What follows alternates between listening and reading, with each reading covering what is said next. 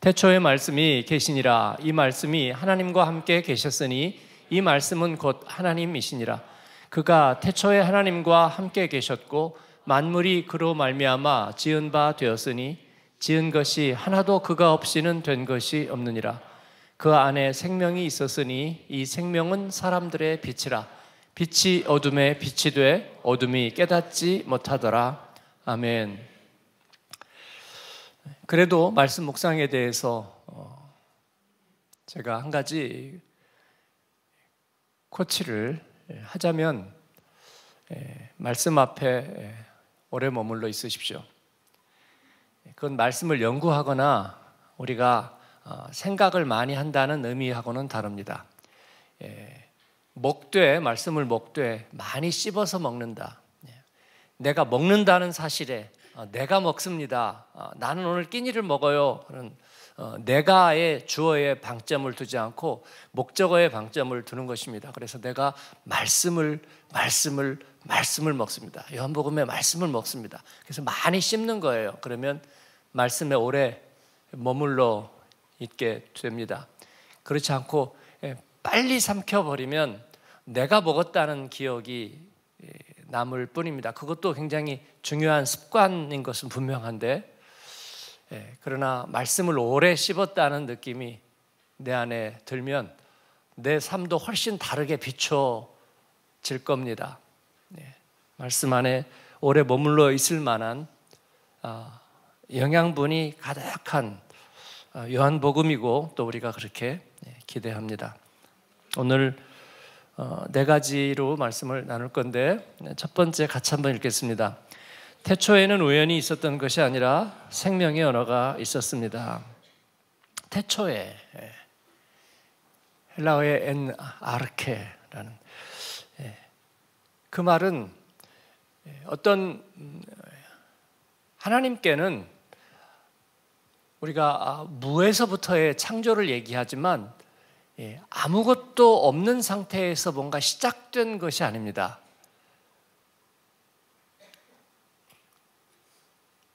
생명과 물질이 있기 전에 분명하게 있었던 것이 있었습니다. 뭐가 있었을까요? 생명이 있기 전에, 하나님께서 우주를 창조하시기 전에 무엇이 있었을까? 그걸 누가 아느냐? 아무도 모른다. 그러나 전혀 모르는 것이 아닙니다. 왜냐하면 생명을 있게 하는 원인이 있었기 때문입니다. 우연히 생명이 시작된 거라고 하면 거기에는 원인은 없습니다. 그러나 창세기 1장 1절이 말하고 있듯이 태초에 하나님이 계셨습니다. 태초에 하나님이 천지를 창조하시니라. 태초에 하나님이 계셨습니다. 할렐루야. 그래서 생명이 있기 전에, 생명과 물질이 있기 전에 있었던 것은 생명의 창조자 하나님이십니다. 하나님의 본질은 무엇일까요? 오늘 말씀에 보니까 놀랍게도 말씀이라고 얘기하고 있습니다. 태초에 말씀이 계시니라. 이 구절을 여러분이 마음속에서 깊이 깨닫고 또 그 은혜를 받은 적이 있으셨던가요? 아마도 대단히 어렵고 애매한 말씀이라는 생각이 우리 안에 먼저 있었을 거라고 생각합니다. 태초에 하나님이 계셨는데 그 하나님은 생명의 창조자였습니다. 생명이 어떻게 해서 우연한 과정을 통해서 발생한 것이 아니고, 그래서 어떻게인가 거기에서 시작된 것이 아니라 하나님께서 생명의 창조자가 되셨습니다. 하나님의 본질은 말씀이라고 얘기합니다. 말씀, 다른 말로 바꾸면 언어입니다. 그렇습니다. 오늘 우리는 이 언어가 창조의 능력을 갖고 있다는 것을 너무나 잘 알고 있습니다. 컴퓨터를 공부한 사람이라면 분명히 이를 잘 알고 있고, 프로그램을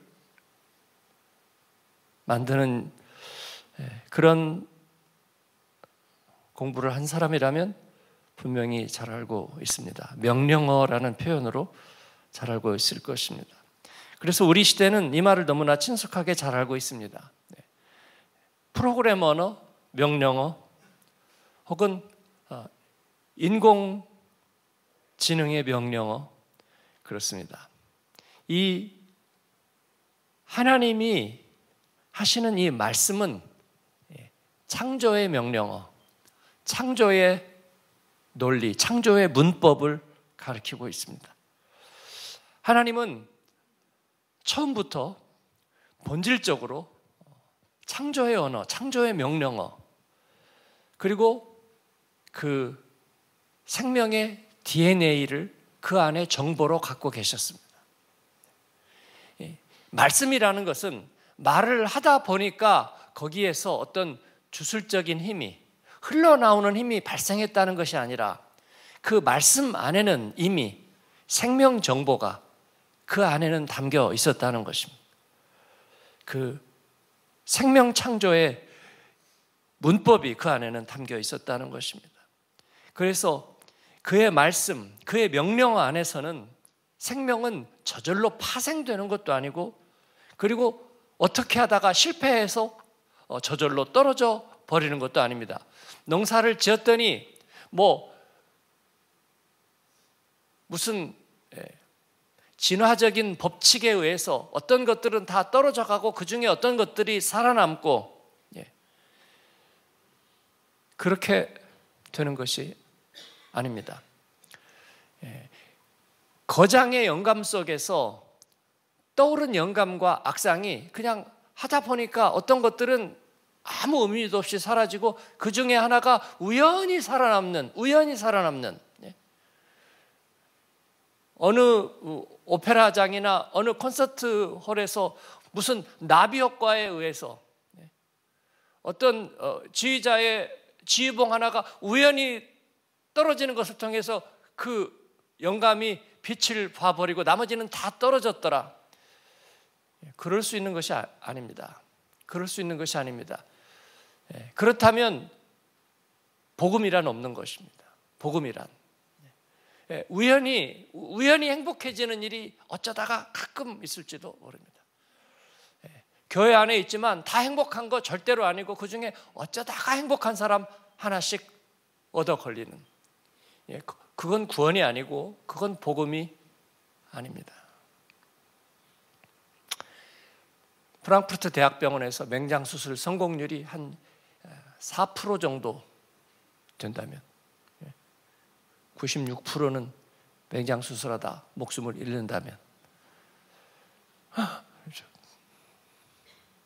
우연이란 그런 거예요. 여러분이 뭘 더 기대하세요?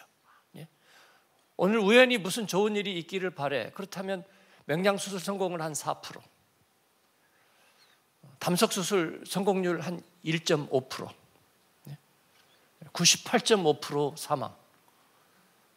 그래도 그 중에서 살아날 확률이 있다는 게 어디야? 그죠? 여러분이 오늘 은혜 받을 확률로 0.2%, 99.8%는 오늘 공치고 허전한 마음으로 내가 왜 왔지 하고 직장과 집으로 돌아가게 될 줄로 믿습니다. 그러길 원하세요? 그렇지 않다면 우연이라고 말하지 마세요. 어떻게 매번 은혜 받아? 그렇게 말하지 마세요. 하나님의 말씀 안에는, 그 창조의 문법 안에는, 그 하나님이 빛이 있으라 하시는 그 명령 안에는 그런 우연은 존재하지 않는다. 할렐루야. 말씀이 육신이 되었습니다. 그건 어떻게 하다 보니까 됐다고요. 정자와 난자가 만나서 생명이 될 가능성은 몇 프로? 그 엄청난 경우의 수를 뚫고 하나가 발생했다. 나머지는 뭐긴 뭐예요? 그냥 오리알이라고요. 그냥 싹 사라지는 거야. 그 이야기가 아니라는 것입니다. 그의 명령어 안에는, 그의 그 말씀이신 그분 안에는 이미 설계도가 내장되어 있다. 우리에게 있어야 될 우주의 그 본질과 DNA가, 생명 안에 있어야 될 모든 것이 그의 안에는 담겨져 있다. 지나가면서 진화적인 법칙에 따라서 뭔가 조금씩 발전되고 보완되어야 한다. 그렇지 않다는 것입니다. 복음 안에 있으면서 제가 싫어하는 말은 조금씩이라는 말입니다. 조금씩. 조금씩 나아가려고 노력하고 있어요. 어느 세월에요? 어느 세월에? 아니, 그게 아니라 문이 있는 거예요. 문이 있는 거예요. 주님은 우리에게 양의 문이 되시고 생명의 문이 되셨습니다. 그래서 문을 열고 들어가라는 초대장이지 조금씩 조금씩 그 문에 가려고 노력하고 있어요. 그런 말은 없습니다. 성경에 그런 말은 없습니다. 있었던가요? 없습니다. 그런 이야기는 결코 없습니다. 지금 설계도가 완성이 됐어요. 그래서 건물을 지으려고 시작하는데 어떻게 해야 될지 모르겠지만 둘러싸면서 일단 하나씩 벽돌을 쌓으려고 노력하고 있어요. 그런 말은 없습니다. 어떤 시공자도 말을 그렇게 하지 않습니다. 그렇게 말하지 않는 거예요. 영화가 크랭크인이 되는데 여러분, 대본과 시나리오가 다 완결이 됐습니다. 그래서 감독은 엔딩씬부터 찍으려고 하는 거예요. 엔딩씬부터, 마지막 엔딩씬을 찍으려고 하는 거예요. 처음부터. 그건 뒤죽박죽이라고 말하지 않습니다. 배우들은 이미 그 대본을 다 숙지했고, 그리고 다 같이 읽었고, 감정이입도 다 해봤고, 어떻게 해야 될지, 연출자의 의도가 뭔지, 그 사활 포인트가 뭔지 이미 다 확인되었습니다. 다 확인됐어요. 그래서 어디서부터 찍든지 감정이입이 가능하고, 그리고 영화의 완성도는 조금 더 떨어지지 않을 겁니다. PD가 다큐멘터리 기행을 찍고, 그리고 PD 자기 방에 가가지고 그 필름들을 이리 돌리고 저리 돌리고 저리 돌리고 이리 돌리고, 그러면서 이리 끊고 저리 끊고 이리 붙이고 저리 붙이지만, 그러나 자기 머릿속에는 다 있는 거예요. 이미 완결된 게 있는 거예요. 하나님께서 말씀이시라고 하는 것은 바로 그런 것입니다. 그렇지 않다면 우리가 하나님께 기대는 것은 정말 잘못된 일입니다. 그냥 성황당 귀신이나 아니면 어디 산신령 할머니에게 내가 의지하는 정도입니다. 하나님은 바로 그러한 말씀이십니다. 온전한 설계도, 완전한 영감, 그리고 완결적인 정보, 그 생명의 DNA를 주님은 말씀 안에 가지고 계셨습니다. 그래서 그의 언어 안에는 우연한 탄생도 우연한 죽음도 없습니다. 그의 언어 안에는 어두운 마음을 가진 생명도 원래부터 없습니다. 우울한 성격을 가진 생명도 없습니다. 허무한 생명을 가진 인생도 없습니다.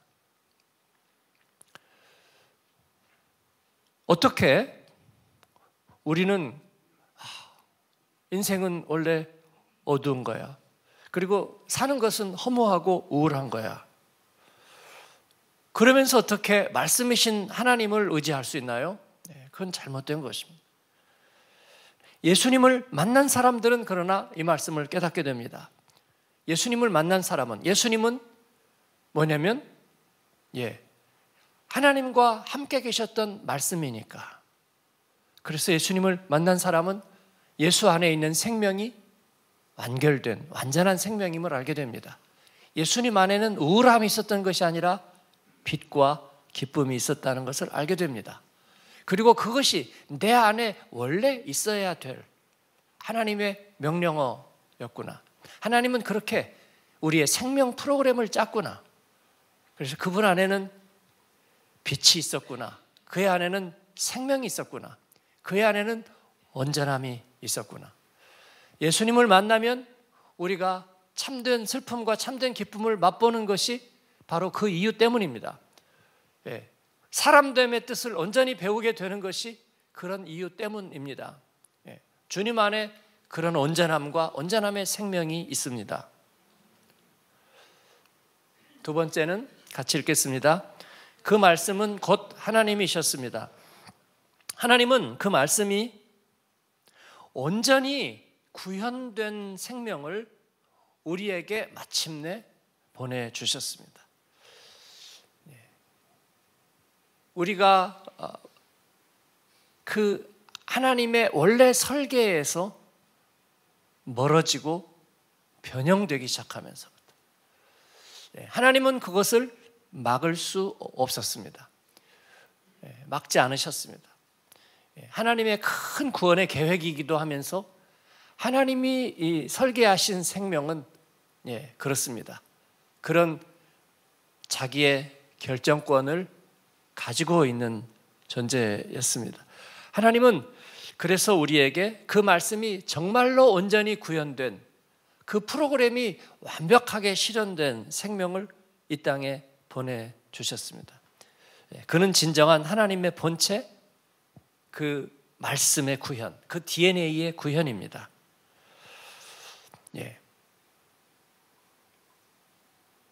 복제라고 말씀드리지는 않겠습니다. 왜냐하면 이것은 인격적인 구현이기 때문입니다. 하나님의 그 온전한 설계가 구현된 생명, 예수 그리스도는 그런 분입니다.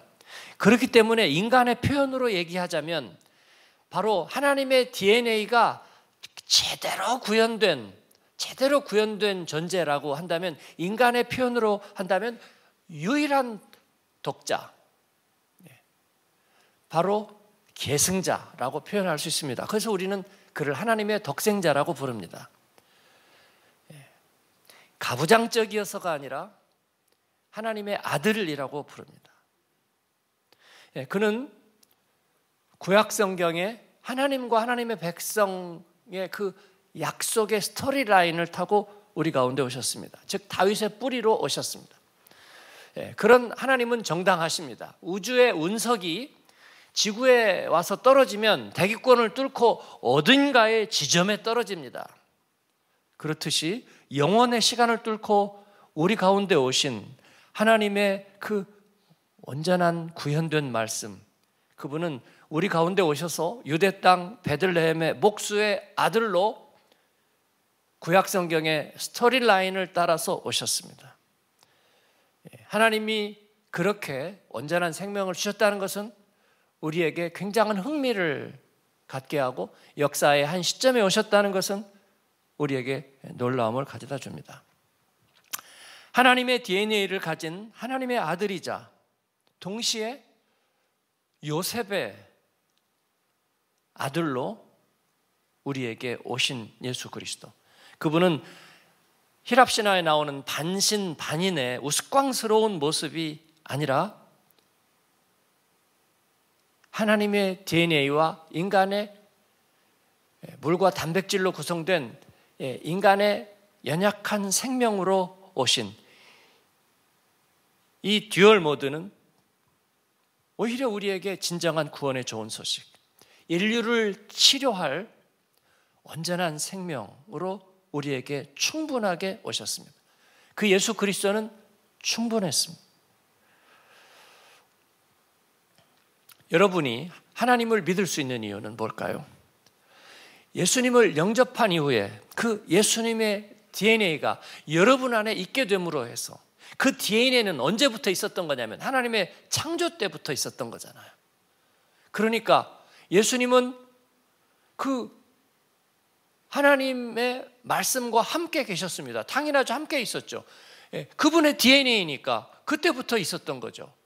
그리고 거기로부터 주님께서는 우리 가운데 구현된 생명으로 오셨잖아요. 그리고 그 생명을 우리에게 넣어주셨습니다. 그래서 우리가 예수님을 영접하게 된 거잖아요. 그것은 하나님의 말씀이신 하나님의 그 생명이, 그 DNA가 우리 안에도 들어온 거잖아요. 그러니까 우리도 사실은 내 안에 있는 생명은 언제부터 있었다고요? 창조 때부터, 태초부터 있던.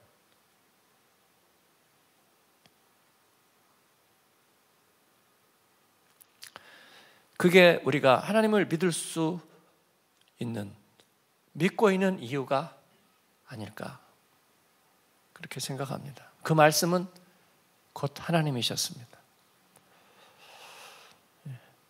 그렇게 믿음이 열리시나요? 그렇습니다. 그 말씀은 하나님이실 수밖에 없었습니다.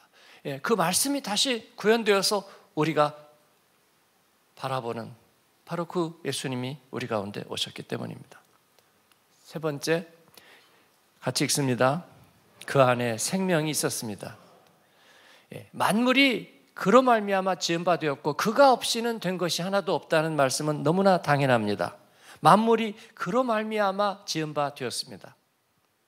우리도 아마 그렇게 얘기할 수 있을지 몰라요. 우리 안에 있는 바로 그 예수 그리스도의 생명이 없이는 만물이 지은 바 된 게 하나도 없을 겁니다. 우리도 그 하나님의 지으심에 같이 참여했습니다. 더더군다나 예수님은 당연합니다. 말씀이신 그분은 말씀 DNA가 그분 안에, 그 설계도가 그의 안에 있기 때문에 바로 그가 없이 만물이 지은 바 되었을 리가 없습니다. 그렇죠? 마치 예수님은 이 땅에 오심으로써 불완전한 존재가 되었다면 이것은 유산된 생명하고 비슷한 거예요. 마치 유출설하고 비슷한 거예요. 완전한 존재에서 뭔가가 물질이 흘러나왔는데 그것은 조금씩 불완전한 존재야. 뭔가가 그게 아니죠. 온전하게 우리에게 주어졌습니다. 그래서 그는 생명 창조의 모형입니다. 우리도 당연히 그로 말미암아 지은 바 되었습니다. 그로 말미암아 우리가 몰랐죠. 예수님과 우리가 무슨 관계가 있는가? 예수님 안에 있는 생명은 원래 우리 안에 설계된 완전한 생명이어야 되었습니다. 그런데 그런 생명 우리에게 주셨습니다. 그런데 우리가 하나님과 관계가 끊어져 있고 영적으로 관계가 끊어져 있음으로 인해서 우리는 불완전한 생명인 것으로 알고 있었던 것이죠. 부모가 육체를 주고 우리가 어딘가에 인생의 역사의 어느 시점에 아시아인으로 또 어떤 인종으로 태어난 우리는 어떤 불완전한 생명인 것으로 그렇게 알고 있었던 것이죠. 육체의 부모가 우연한 교회에 우연하게 만들어낸, 그래서 우리는 우연하게 인생의 중턱을, 세계사의 어떤 한 뒷골목을 걷고 있는 것으로 생각하고 있는 것이죠. 그러나 예수 그리스도 안에 있는 그 생명은 우리들의 모든 일그러진 우리들의 생명을 다시 치유하고 다시 새롭게 하고 그리고 새롭게 될 수 있도록 우리에게 이식해 줄 수 있는 생명입니다. 오늘 통역 잘하고 있는 거예요, 이거? 심히 의심스럽습니다. 그렇기 때문에 구글 돌렸다면 완전 이상한 얘기 나왔을 거예요. 그렇기 때문에 우리는 그 예수님을 어떻게 한다고요? 오늘 요한복음의 핵심 주제는 영접하는 자입니다. 영접하는 자라는 말은 뭐겠어요? 이 생명을 영접한다는 것은 뭐겠어요? 여러분, 그 프로그램을 짜는 언어로 구현한다는 것은 뭐겠어요? 오늘 말씀은 이식될 수 있다는 거예요. 이식될 수 있다는 거. 그거 그대로 가져와서 구현한다는, 그대로 가져와서 구현한다는 것입니다. 그렇지 않으면 잘못되는 거예요. 그렇죠? 이것이 우리가 예수님을 영접한다는 말입니다. 예수님은 여기에서 요한복음에서 다른 말로 계속 얘기하고 있습니다. 예수님은 마셔야 되는 존재입니다. 생수를 마시듯이 마셔라. 나는 생명의 물이라고 말씀하십니다. 그러니까 예수님은 마셔야 되는 존재입니다. 또 나는 생명의 떡이라 예수님은 말씀하십니다. 예수님은 먹는 떡처럼 먹어서 받아들여야 되는 존재입니다. 어쨌든 이 합작 뭐예요? 예수님을 받아들여야 한다는 거예요. 즉 이식해 드려야 된다는 거예요. 그 프로그램이 우리 안에 그대로 구현되도록 받아들여야 된다는 거예요. 그렇지 않고 내가 생각해서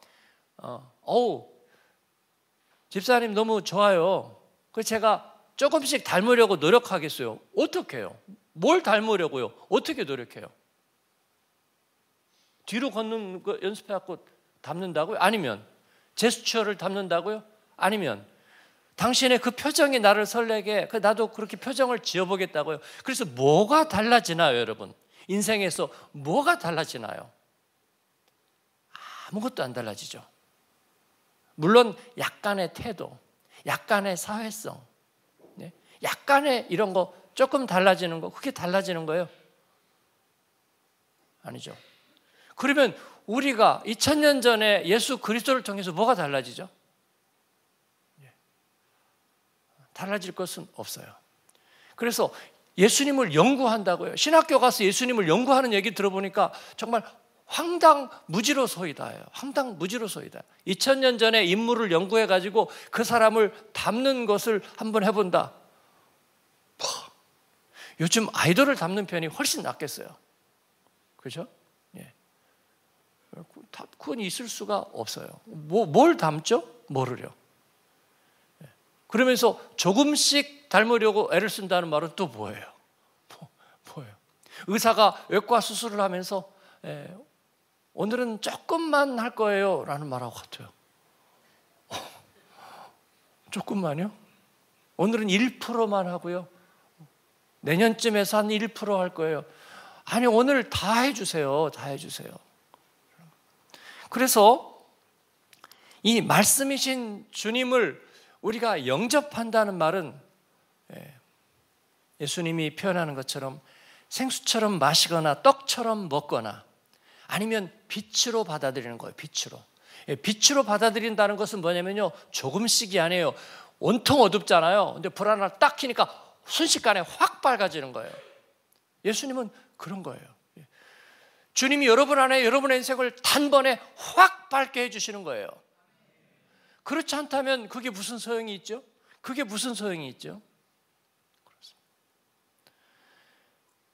우리는 자녀를 낳으면요, 우리에게 행복을 가져다 주는 자녀를 품에 안습니다. 그렇듯이 예수님을 그런 자녀처럼 품에 안으라, 그게 영접한다는 말입니다.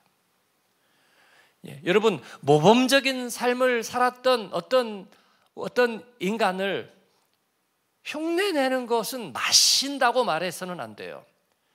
모범적인 삶을 살았던 어떤 사람의 생애를 기린다는 말은 먹는다는 말을 쓸 수는 없어요. 어떻게 그런 존재를 내 안에 집어넣습니까? 영접하고요. 여러분, 예수님을 닮는다는 것이 그의 생각을 한번 나도 감정이입해보면서 어떤 닮아가려고 노력한다는 거, 흉내내는 거라면 십자가를 흉내내는 것이 어떻게 가능합니까? 십자가를 어떻게 흉내낼 거예요? 필리핀 사람들처럼 고난주간 때 손에다가 못을 한번 박아보는 거예요? 아니면 칼로 배를 좀 이렇게 찔러보는 그런 사람도 있잖아요. 사순절 때. 그죠? 아니면 금식을 조금 해봄으로써 배고픔을 약간 경험해보로 십자가를 약간 흉내내는 거, 그걸로 무엇이 달라질까요? 아무것도 달라질 것이 없죠. 그렇다면 그 안에 생명이 있었습니다. 그 생명 DNA를 우리 안에 이식하는 수밖에 없는 거죠. 이식하는 수밖에 없는. 가능한 것은 단 하나입니다. 그의 생명 DNA가 우리의 승인을 통해, 우리의 믿음의 승인을 통해 컨트롤 V 되는 것입니다. 덮어 씌우는 것입니다. 바울 사도는 내가 매일 죽노라고 고백했습니다. 그것은 내가 매일 예수님의 십자가를 인간적으로 흉내내 보기로 작정했다는 말은 결코 아닙니다. 그런 허무한 말이 무슨 소용이 있겠습니까? 그러니까 오늘 여러분 그런 말을 다 집어치우십시오. 오늘도 나는 조금씩 주님을 생각하겠습니다. 전혀 틀린 말이에요. 전혀 틀린 말입니다. 그냥 주님을 먹으세요. 오히려 내가 매일 죽는다는 말은 주님을 내가 컨트롤 C 할 수 있다는 말입니다. 예. 주님의 것을 복제해가지고 복사해가지고 컨트롤 V 나한테 이렇게 씌운다는 겁니다. 날마다 씌우는 거예요. 나는 오늘 주님을 먹습니다. 주님이 내 안에서 나를 대신합니다. 주님은 나의 주어입니다. 주님을 지배하셨던 그 말씀은 오늘 내 안에 있습니다. 나는 그렇게 주님을 먹고 영접했습니다. 그는 내가 먹을 수 있게 오신 분입니다. 즉 나에게 덮어 씌워질 수 있게 오신 분입니다. 우리는 그를 컨트롤 C 할 수 있습니다. 그를 복사할 수 있고 나한테 컨트롤 V 할 수 있습니다. 그렇지 않고 내가 거듭나고 어떻게인가 이상하게 돼가지고 예수님을 닮아갈 수 있도록 변화되어야 하는 거라면 그렇게 어려운 놈의 짓을 왜 하겠습니까? 누가 하겠습니까? 우리 말썽쟁이 어린 자녀들이 어떻게 그런 일을 할 수 있겠습니까? 그런 일은 불가능한 거죠. 그냥 지들 맘대로 사는 게 낫습니다. 그의 안에 생명이 있었다는 것은 우리가 복사해서 우리 안에 이식할 수 있는 생명이 있었다는 뜻입니다. 그렇죠? 그러나 감사한 것은 우리의 간단한 승인 정찰을 통해서 예수님은 우리 안에 들어오실 것입니다. 양육을 하면서 그와 같은 것들을 발견했습니다. 입으로는 징징거리는 성도인데 어느새 예수님이 그 안에 들어가 있는 모습을 보았습니다. 그 사람은 머리로 믿는다고 계속 생각하는데 예수님은 어느새 그의 운명이 되어 있었습니다.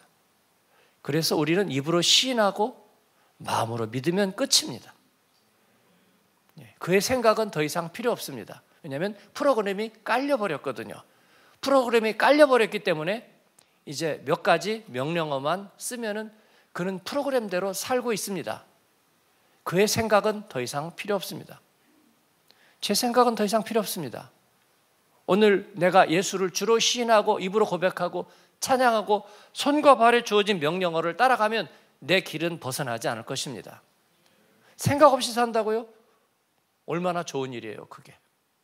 생각 좀 하라고요? 프로그램이 없을 때 얘기죠.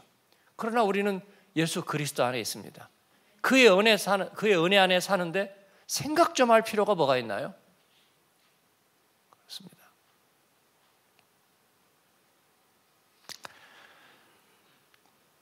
네 번째, 같이 읽습니다. 불을 켜야 합니다. 그렇습니다. 예수님 안에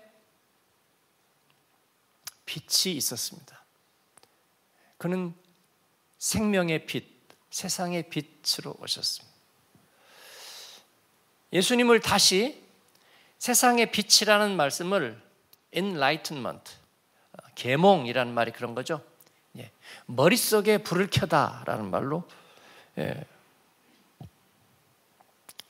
사람들은 받아들였습니다. 저도 그런 줄 알았어요. 내가 가슴으로 예수님을 믿고 영접했으니까 이제는 머리로 예수님을 이해해야 된다고 생각했어요. 그래서 나는 신학을 공부하는 줄 알았어요. 가니까 이해는 하나도 안 돼요. 결국은 지하기 나름이라는 결론을 얻었어요. 신학이라는 건 아무것도 아니에요. 우리가 하나님을 머리를 써서 알아본다? 뭘 어떻게 알아봐요? 수많은 잡설들이 여기저기 난무할 뿐이에요. 이해도 안 되는 교회사에 그런 조각들이 여기저기서 돌아다니는 생각들의 조각들이. 그것을 한 20년 붙들면 뭐가 돼요? 불이 켜져요? 그래서 계몽이 되는 거예요. 천만에요. 너무나 미련한 생각이에요. 너무나 미련한 생각이에요. 그래봐야 무슨 창조 진화론 그런 어정쩡한 하이브리드에 도달하게 되는 거예요. 하나님이 창조를 하셨는데 진화를 통한 창조를 하셨다고 우리가 과학을 공부하다 보니까 그 정도로 받아들이는 게 정신건강에 좋다 그런 정도죠. 그런 예수를 우리가 어떻게 믿겠어요? 그렇습니다. 세상의 빛이라는 말은 계몽이라는 말이 아니고요. 정말 문자 그대로입니다. 어둠을 순식간에 밝히는 빛이라 그런 의미입니다. 여러분이 불을 켜면서 이틀에 걸쳐서 점진적으로 밝아지를 기다리는 사람 아무도 없어요. 그런 불을 켠 사람은 당장 바꾸세요. 그죠? 한 방에 딱 밝아지는 불을 원합니다. 너는 왜 이렇게 참을성이 없니? 뭔가 인간의 정신이라는 게 점진적으로 달라지는 거 아닐까? 말했잖아요. 맹장 수술을 무슨 1.5% 확률로 해서 점진적으로 좋아질 거라고요? 그러지 않습니다. 빛은 생명 안에 들어올 때 밝아집니다. 예수님이 세상의 빛이라는 것은요, 다른 데 빛이 있는 것이 아니라 우리 안에 빛이 있는 것이에요. 우리 안에 생명의, 어릴 때 동요처럼 우리들 마음에 빛이 있다면 여름엔 파랄 거예요. 그렇습니다. 그 동시를 쓴 시인은 마음의 빛이라는 것을 어떻게 생각했을까요? 하나님께서 하나님의 말씀을 통해서 우리에게 깨닫게 하지 않는다면 그런 생각은 할 수 없을 거예요. 할 수 없을 겁니다. 빛은 생명 안에 들어올 때만 빛납니다. 그래서 그 빛은 안으로 모셔드려야 합니다. 오늘 여러분 안에 예수님의 빛이 있으시기를 축원합니다. 이것은 노력하는 것이 아니라 승인만 하면 되는 거예요. 믿음으로 내 마음의 문을 열고 주님 들어오세요. 주님은 들어오실 수 있는 빛으로 우리에게 오셨습니다. 먹을 수 있는 떡으로 오셨습니다. 마실 수 있는 물로 오셨습니다. 우리 안에 구현될 수 있는 말씀으로 오셨습니다. 그래서 우리가 마음으로 믿고 입으로 시인하는 아주 간단한 승인 절차를 통해서 주님은 우리 안에 날마다 확인될 수 있습니다. 우리는 그 주님과 연합해서 날마다 죽을 수 있고 날마다 사는 것을 경험할 수 있습니다. 확률 100%의 주님의 설계도는 우리 안에서 구현될 수 있습니다. 성경이 얘기하는 복음이란 그런 것입니다. 안으로 모셔드려야 합니다. 어떻게? 마음으로 믿고 입으로 신하여 맞아들이면 됩니다. 생각은요, 그 다음에 하거나 아예 필요 없습니다. 왜냐하면 내가 경험으로 겪어보지 못한 일을 생각해서 뭘 어떻게 합니까? 귀한 분은 생각하지 마세요. 우선 집안으로 모셔드리세요. 제가 여러분 문 앞에 서 있으면 생각하지 마세요. 왜 왔을까? 어떻게 하지? 하지 말고 그냥 들어오세요. 그냥 들으라고 하면 됩니다, 여러분. 주님이 여러분의 문 밖에 계셔 들으세요. 그러면 되는 거예요. 그 영접하는 거예요. 말씀은 먹으세요, 씹으세요, 마시세요. 그러면 프로그램을 만든 사람이 오죽 잘 만들었어요. 그래서 내가 씹는 순간에 깔리게 돼서 우리 몸에 깔려. 마시는 순간에 우리 몸에 깔려. 프로그램 깔리는 거 좋아하시잖아요. 그렇죠? 내가 프로그램. 아이패드에 좋은 프로그램 있으면 이주연 목사님한테 물어봐야죠. 물어봐서 이거 어떻게 해? 그러면 시큰둥하게 대답하죠. 그냥 까시면 돼요. 어떻게 이렇게 깔아? 저렇게 깔아. 명령어 몇 개 치면 깔리는 거예요. 왜냐하면 바보도 깔 수 있도록 프로그램 한 사람이 만들어 놨거든요. 바보도.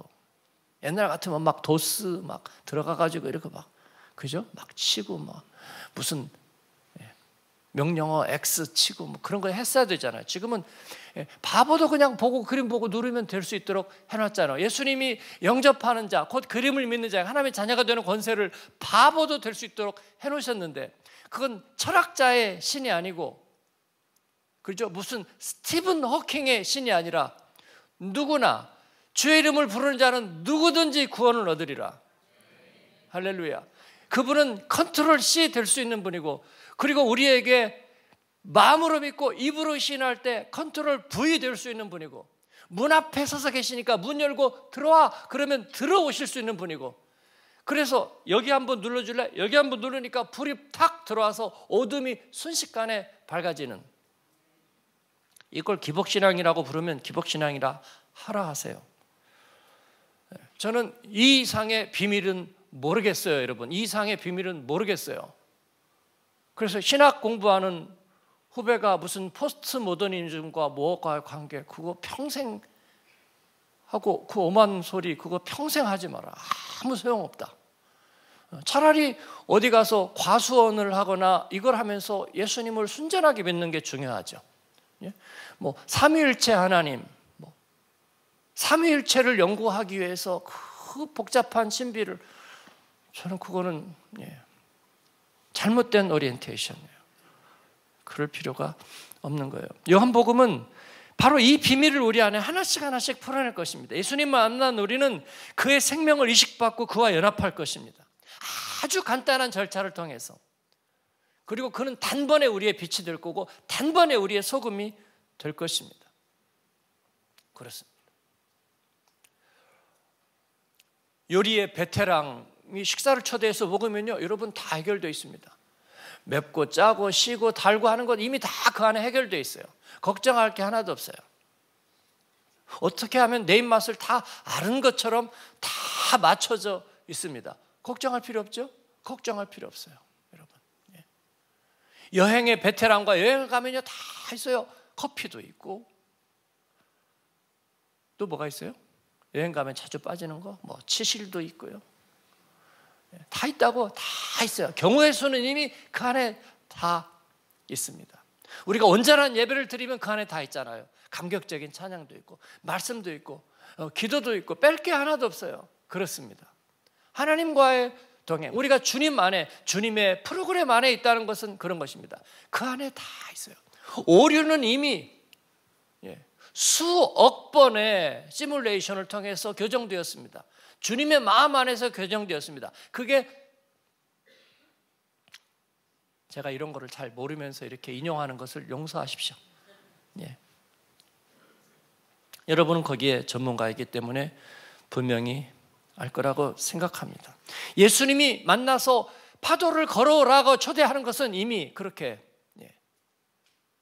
수억 번의 시뮬레이션을 거치고 완성된 표현인 거예요. 그렇죠? 완성된 표현인 거예요. 우리가 오페라에 가서 벌써 100년 이상 공연된 그 오페라의 그 장면 하나하나는 이미 다 알고 있는 거잖아요. 알고 있는 거잖아요. 사람들은 어느 대목에서 브라보를 해야 될지를 다 알고 있잖아요. 연출자는 어디에 오늘 액센트가 찍히는지를 분명히 다 알고 있잖아요. 그 묘미를 이미 다 알고 있잖아요. 그렇습니다. 주님을 만난 우리는 그의 생명을 이식받고 그와 연합함으로써 바로 그렇게 살아내는 거예요. 창조의 말씀을 우리는 다시 살아내는 거예요. 인생은 뒤웅박팔자고 어떻게 하다 보니까 이렇게 저렇게 여기에서 살고 있다는 게 아니라 하나님 안에서 우리는 복된 생명을 살고 있는 것입니다. 제 대신 화관을 우리는 쓰게 될 거예요. 슬픔 대신 희락을, 근심 대신 찬송의 옷을 입을 것입니다. 어젯밤에 이 대목을 얘기하다 눈물이 쏟아졌어요. 그렇습니다. 하나님은 저의 인생에, 여러분의 인생에 예수 믿고 왜 이런 시련이 왔다고요? 그런 일이 어디 있었습니까? 우리에게 제 대신 화관을 주셨습니다. 우리에게 수위를 걸치고 돌리고 나흘이 되어 썩어가는 우리에게 수위를 풀어내고 다시 주님과 함께 동행하게 하셨습니다. 무덤에 돌을 굴리고 수위를 풀어내고 우리를 주님과 함께 파도 위를 걷게 하십니다. 묵은 질병의 자리를 걷어내고 정죄와 심판의 돌멩이를 이겨내게 하십니다. 너를 정죄하는 이들이 어디 있느냐? 가서 다시는 그와 같은 죄를 범하지 말라. 38년 된 병자에게 더 고약한 질병 앞에 서기 전에 다시는 가서 같은 죄를 범하지 말라. 예수님께서는 말씀하셨습니다. 이 말도 조금씩 노력한다는 말을 한 사람에게는 너무 절망적인 표현이에요. 다시는 죄를 범하지 말라. 어떻게 해요? 저는 바람에 있는 잎새에도 부끄러워하는 사람인데요. 트리플 A.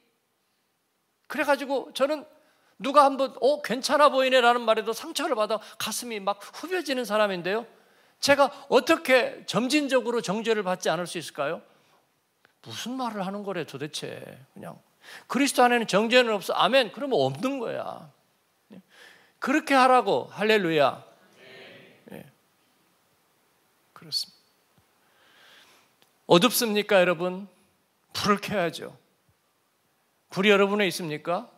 미안합니다. 여러분에게 없습니다. 하나님의 구하고. 그럼 어떻게 구해요? 다 구할 수 있게 해주셨습니다.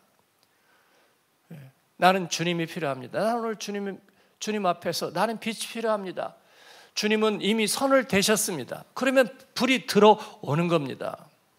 능력의 힘이 큰 것은 하나님께 있습니다.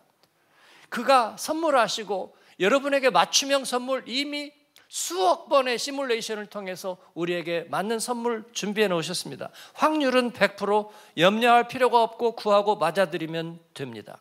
이것이 우리의 믿음이요 고백입니다. 그러면 만사형통이냐고요? 그렇습니다. 만사형통이죠. 우리에게 연약함을 주셨지만 그것을 우리가 인정하고 받아들여야 하지만 그러나 그 가운데서 하나님은 모든 것들을 만족시키실 것입니다.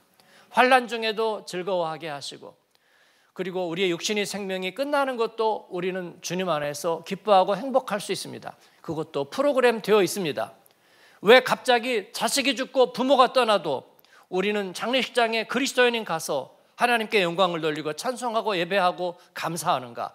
그렇도록 프로그램 되었기 때문입니다. 우리에게 감사의 언어를 하나님께서는 주실 것이기 때문입니다. 어떻게 내가 죽음 앞에서 내가 내 마음으로 자족하고 정당화를 할 수가 있느냐고요. 나는 오늘 감사하기로 마음먹었다. 그렇게 어떻게 얘기할 수가 있느냐고요. 그래서 예수 안 믿는 사람의 장례식에 가면 호곡성이 나는 거예요. 영혼이 찢어지는 그런 파열음이 나는 거예요. 그러면서 사람의 마음을 이렇게 찢어놓는 아이고 라는 말이 나오는 거예요. 그러나 그리스도인의 삶에는 그런 게 없어요. 오히려 문상으로는 이들을 위로하고 어떻게 해야 될지 모르는 그들에게 하늘의 언어로 위로할 수 있어요. 왜냐하면 그렇게 프로그램 되었기 때문입니다. 슬픔 대신 주님께서는 찬송을 우리에게 주시기로 그렇게 되었기 때문입니다. 그래서 환난 중에 즐거워하고 고난을 당하면 하나님 앞에 감사할 일이 생기는 거예요. 그렇습니다. 이것이 우리가 불을 켜야 되는 이유입니다. 환난과 풍파가 우리 안에 몰려들겠지만 우리는 그 주님으로 인하여 감사하고 기뻐할 수 있습니다. 그렇다면 방법은 단 하나, 우리에게는 예수가 필요할 뿐입니다. 그분의 생명이 우리 안에서 영향력을 가져야 될 뿐입니다. 할렐루야. 우리는 요한복음에서 이 말씀을 먹게 되기를 바랍니다. 그리고 그분이 모든 상황 속에서 나의 빛이 되시고 생명의 떡이 되시고 그리고 영원히 목마르지 않은 생명수가 되시고 나를 위하여 처소를 예비하러 가시는 하나님의 전권대사가 되는 것을, 그분이 내 인생의 길이고 내비게이션이고 그리고 생명이고 진리가 되는 것을 경험할 수 있게 되길 바랍니다. 기대합니다. 저는 이 말씀을 기대하고 이 말씀이 날마다 내 인생에서 살아나게 되기를 간절히 원합니다. 여러분을 축복합니다.